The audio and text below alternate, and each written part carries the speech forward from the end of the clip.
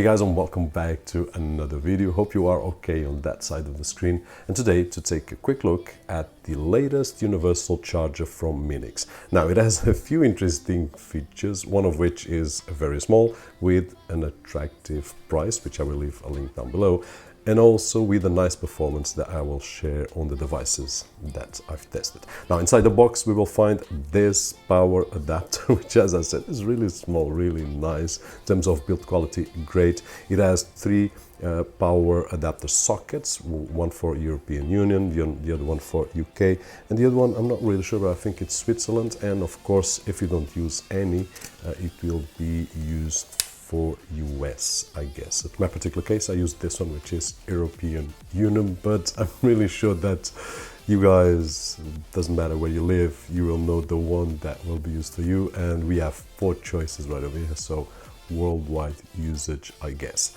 Now, in terms of the package, it comes also with 2 pouches, which are really nice, one to put the adapter and the other one to put also the adapters for the different sockets.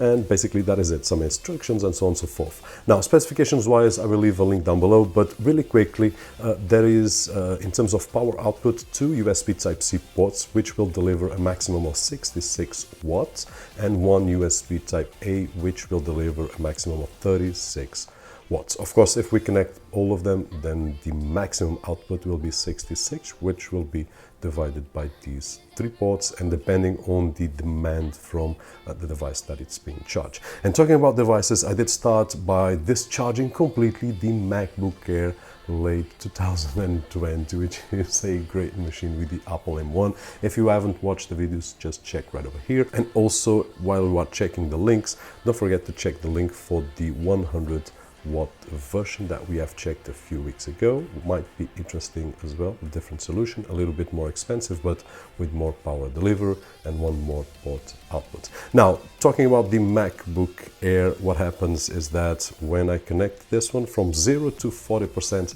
takes roughly 30 minutes to have that charge of 40%, which will give me a lot of hours to work with that laptop. Now, this doesn't mean too much, but if we compare with the original power adapter, what happens is that it only charges at 30 watts, while this one I did measure and it was charging at 44 watts, which was the maximum that the computer was demanding. So while we charge 40% on this one in 30 minutes, on the same 30 minutes with the original from Apple, we will only charge roughly 27%. So it's a little bit of a difference. And the thing that I do realize when I finish this test is that if I'm looking for a secondary power adapter, besides having all the advantages of having more ports instead of 1, why would I go to buy something from Apple, which is really expensive, even these adapters, while I can have something cheaper with a really nice build quality, universal, I can use for several devices, and as a bonus, it charges faster. So here's the thought. Now, I also tested with the Windows machine just to see how it would deliver the power, and I could get a maximum of 52 to 53 watts of power delivery, so almost the maximum capacity of this power adapter right over here. Of course, this will depend on the machine, how much power it draws. And then I moved to the mobile phones, and I did test out with the Samsung Galaxy S20 Fan Edition, and what I can see right over there is that in terms of power, it detects as a super fast charging adapter, and it goes up to 18 watts of charging.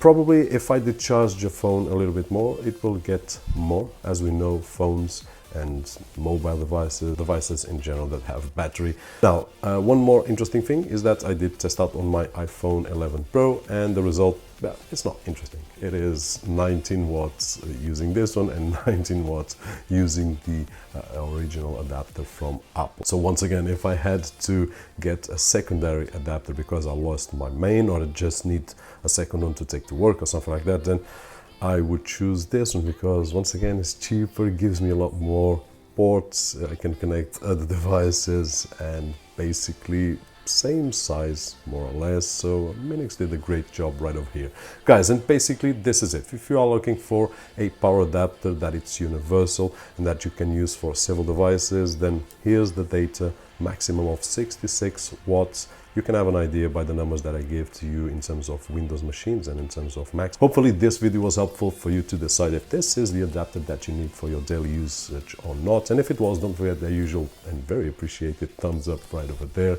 My name is Roberto, and as always, I'll see you guys on the next one.